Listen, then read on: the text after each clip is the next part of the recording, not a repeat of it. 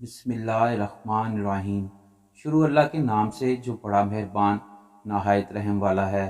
السلام علیکم۔